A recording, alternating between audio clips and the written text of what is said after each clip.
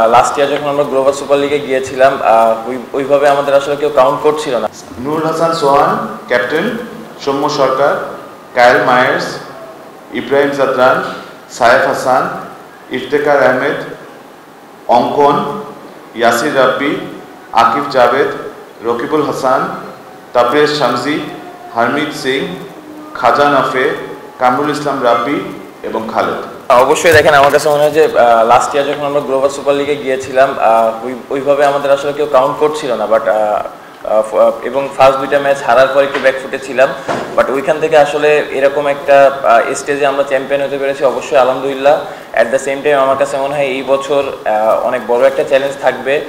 R two be honest যদি বলি, team management last 2-3 মাস ধরে অনেক বেশি হার্ডওয়ার্ক করতেছে কীভাবে টিমটাকে একটা জায়গায় নিয়ে যাওয়া যায়। কারণ আমার কাছে মনে হয় যে আমরা যখন টিম নিয়ে কথা বলি, এটা নিয়ে অনেক ডিবেট থাকে, অনেক ডিসকাশন থাকে। অ্যাট দ্য লাস্ট মোমেন্ট যখন আমরা টিমটা পেয়েছি, অবশ্যই আশা করবো এই টিমটার উপরে আমাদের 100% বিলিভ আছে এবং ইনশাল্লাহ আমরা আমাদের সেরাটা দেওয়ার চেষ্টা করবো। না, অবভিয়াসলি যেটা বললাম যে দেখেন, আমরা টিম হওয়ার আগে অনেক এটা নিয়ে ডিসকাশন থাকে, অনেক ডিবেট থাকে, বাট লাস্ট মোমেন্টে যখন টিমটা যেটাই আসবে 15 মেম্বার 14 মেম্বার যেটা এসেছে, আমার কাছে মনে হয় প্রতিটা টিম মেম্বারই বিলিভ করবে। বিলিভটা ইম্পর্টেন্ট এবং আমার কাছে মনে হয় যে আমরা আমাদের সেরাটা দিতে পারলে অবশ্যই ভালো কিছু হবে। না দেখেন, আমার কাছে মনে হয় যে টু বি অনেস্ট যদি বলি, বাংলাদেশ ক্রিকেট আমরা একটা টাফ টাইম পার করতেছি। তো আমার কাছে মনে হয় যে last year Rangpur Riders globally champion হয়েছে, এটা বাংলাদেশ ক্রিকেটের জন্য একটা বড় অধ্যায়। তো আমার কাছে মনে হয় অবশ্যই সেই জায়গা থেকে এই চ্যালেঞ্জটা আমরা উপভোগ করার চেষ্টা করতেছি।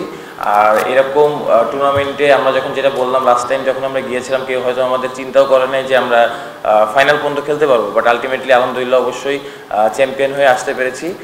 অবশ্যই সেই জায়গা থেকে এবার চ্যাম্পিয়ন টিম হিসেবে আমরা যাব, একটা চ্যালেঞ্জ থাকবে, বাট সবাই মনে হয় এই চ্যালেঞ্জটা উপভোগ করার চেষ্টা করছে। না, অবশ্যই যেটা বললাম, দেখেন লাস্ট ইয়ারও যখন গিয়েছি অনেক কম্পিটিটিভ টুর্নামেন্ট ছিল, চ্যালেঞ্জ ছিল, এবং যেটা বললাম যে বাংলাদেশকে রিপ্রেজেন্ট করছি আমরা, চ্যাম্পিয়ন হওয়ার পর হয়তো ওইখানে কিন্তু বাংলাদেশ নিয়ে কথা হচ্ছিল।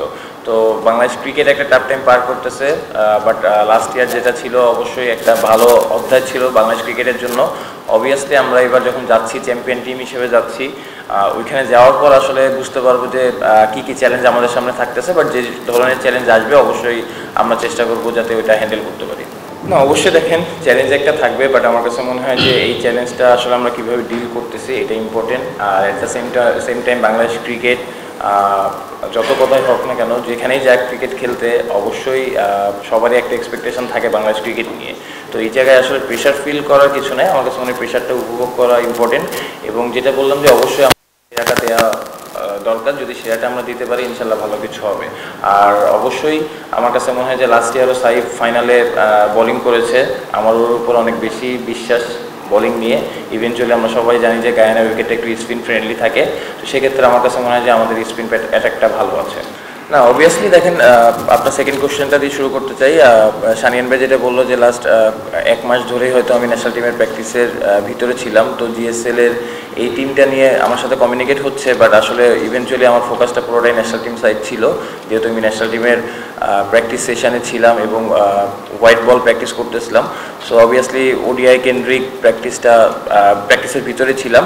তো আমার কাছে মনে হয় না যে দেখেন লং বা একটা সময় পাচ্ছি, যখন এখন যেহেতু টিমে নেই, জিএসএল খেলতে যাচ্ছি, সো এখানে জিএসএল হচ্ছে T20, তো যাওয়ার পরেও হয়তো প্র্যাকটিসের একটা অপরচুনিটি পাবো। অ্যাট দ্য সেম টাইম গ্যাপটাও অনেক বড়। সো প্রফেশনাল প্লেয়ার হিসেবে আমার কাছে মনে হয় যে প্র্যাকটিস যেখানেই করি, ওয়ান ডে বা T20, এটা যত তাড়াতাড়ি মানিয়ে নিতে পারবো এটা প্লেয়ারদের জন্যই বেটার। আর ফার্স্ট কোশ্চেনটা কী ছিল ভাই? না, একটা জিনিস আমরা সত্যি কথা বলতে দেখেন, আমরা লাস্ট কিছু বছর ধরে হয়তো লাস্ট 2-3 ইয়ার্স বাংলাদেশ ক্রিকেট একটা টাফ টাইম পার করতেছে। তো ওই রেসপেক্টটা আসলে আমরা প্রতিপক্ষের কাছ থেকে যখন ভালো খেলবো তখনই পাওয়া যাবে। তো ইভেনচুয়ালি আমরা যেটা বললাম যে হয়তো রেসপেক্ট আমাদের মানুষ গেইন করে নিতে হয়, তো আমরা হয়তো লাস্ট ইয়ার ফাইনাল যাওয়ার পর ওই রেসপেক্টটা অটোমেটিক্যালি পেয়েছি। বাট ফার্স্টের যখন আপনি যদি খেয়াল করেন, ফার্স্ট 2টা ম্যাচ হারার পর কিন্তু আমরা খুব ক্লোজ ম্যাচ হেরেছিলাম, তো আমরা নিজেরাও একটু ডাউন ছিলাম। এবং অ্যাট দ্য সেম টাইম জিনিসটা এরকম আসতেছিল যে হয়তো আমরা গ্লোবাল স্টেজে পারফর্ম করার মতো অ্যাবিলিটি আমাদের আছে কিনা, এটা নিয়েও কোশ্চেন ছিল। বাট আলটিমেটলি যখন আমরা ফাইনালে চ্যাম্পিয়ন হয়েছি, এই কোশ্চেনটার অ্যান্সারটা কিন্তু আমরা মাঠিয়ে দিতে পেরেছি। আমার কাছে যেটা মনে হয় যে আমরা বোর্ডের কাছে আমরা একটাই অনুমতি চেয়েছিলাম, বিকজ আমাদের এখানে অনেক লজিস্টিক্যাল সাপোর্ট লাগে এবং প্রিপারেশনের জন্য অনেক টাইম লাগে। আপনারা জানেন যে এয়ার টিকেটস এবং travelling to the Caribbean is always difficult. So ওভাবে করে আমরা একটা জিনিস জানতে চেয়েছিলাম যে ন্যাশনাল সাইডে কে থাকতে পারে, কে না থাকতে পারে। আমরা ওভাবে করে এনওসি অ্যাপ্লাই করেছিলাম। যারা এখন ন্যাশনাল সাইডে চলে গিয়েছে, মিরাজ, শামীম পাটোয়ারি, নাইম শেখ, ওদেরও এনওসি আমরা অ্যাপ্লাই করেছিলাম এবং ওদের এনওসি দেওয়াও হয়েছিল, কিন্তু ওরা যেহেতু ন্যাশনাল ইন্টারেস্টের জন্য ওদের চলে যেতে হয়েছে। দেখেন, end of the day Rangpur riders global স্টেজে বাংলাদেশকে রিপ্রেজেন্ট করতে যাচ্ছে, but nothing comes first then the nation. আমার কাছে মনে হয় যে নেশন ইজ ইম্পর্টেন্ট। আমাদের টিমের কোনো প্লেয়ারকে যদি জাতীয় দলে দরকার পড়ে তাহলে they are most welcome to live and play for the national side. Yes, we are representing Bangladesh, কিন্তু বাংলাদেশ যখন ইন্টারন্যাশনাল ক্রিকেট খেলবে আমাদেরও প্রায়োরিটি বাংলাদেশের ন্যাশনাল টিম এবং সেটাতেই আমরা ফোকাস করব। না, আমরা বেসিক্যালি বোর্ডের কাছে গিয়েছিলাম, ওনাদের কাছে জিজ্ঞেস করেছিলাম যে ন্যাশনাল সাইডে কারা কারা থাকতে পারে। এখন অবভিয়াসলি আপনারা যদি সোহান বা সৌম্যর পারফরমেন্স দেখে থাকেন লাস্ট ফিউ ইয়ার্সে, তাহলে obviously they are in contention. So আমরা তো সবসময় চাইবো সবচেয়ে ভালো স্কোয়াড নিয়ে যেতে। আমরা চাইবো যে রিশাদও আমাদের স্কোয়াডে থাকুক, সোহানও স্কোয়াডে থাকুক, কিন্তু আমরা এরকম কোনো স্পেশাল রিকোয়েস্ট কারোর জন্য করিনি। আপনারা জেনে থাকেন যে ওরা সবাই ন্যাশনাল স্কোয়াডের ক্যাম্পেই ছিল। আমার সবসময় ওদের সাথে ডিসকাশন হতো যে ওরা যদি আমাদের জন্য যায় তাহলে টিম কীরকম হতে পারে। আমাদের স্কোয়াড বিল্ডিংও যদি আপনি দেখেন, আমরা কিন্তু নাইম শেখকেও রেখেছিলাম, সৌম্যকেও রেখেছিলাম, আন্ডার দ্য আন্ডারস্ট্যান্ডিং যে হয়তো দুইজনের মধ্যে একজন ন্যাশনাল সাইডে যাবে। আবার সোহানের ব্যাপারটাও যদি জানেন, বিকজ ওর পারফরমেন্স এত ভালো ছিল, উই ওয়ার এক্সপেক্টিং যে ও ন্যাশনাল সাইডে থাকবে। সেটার জন্য কিন্তু আমরা স্কোয়াডে অঙ্কনকেও রেখেছিলাম, বিকজ উই ওয়ার এক্সপেক্টিং যে দুইজনের মধ্যে যে কোনো একজন হয়তো ন্যাশনাল সাইডে যাবে, এবং যদি থাকে তাহলে আমাদের ব্যাকআপ উইকেট কিপার হিসাবে সোহান বা অঙ্কনই যাবে। আপনারা সোহানকেও জিজ্ঞেস করতে পারেন, ও 25-26 তারিখ পর্যন্ত ন্যাশনাল ক্যাম্পে ছিল and he was preparing for the national side, because একটা ছেলে যখন ন্যাশনাল ক্যাম্পে থাকবে তখন সে ন্যাশনাল টিমের জন্যই প্রিপারেশন নেবে। Once the team was declared, I think he is now focusing on GSL, but squad declare করার আগে I think his focus was on the national side, and that is how it should be. প্রত্যেকটা প্লেয়ারের স্বপ্ন থাকে national সাইডেই খেলার জন্য। So when the national duty comes, I am sure ওদের ওটাকে প্রায়োরিটি দেওয়া উচিত। জি, বেসিক্যালি আমরা মিকি আর্থার জেনে থাকেন যে আমাদের গতবার গ্লোবালেও আমাদের কোচ ছিল এবং বিপিএলও আমাদের কোচ ছিল। আমাদের কাছে ওনার উপরে আমাদের অনেক আস্থা, এবং আমরা যখন এই স্কোয়াডটাও বানাই বা আমরা যখন টিমটা বানাই তখনও আমার মিকির সাথে continuous we were in constant touch যে কাকে নিলে ভালো হয়, কীভাবে করে গায়ানার উইকেটে কার সাপোর্ট হয়।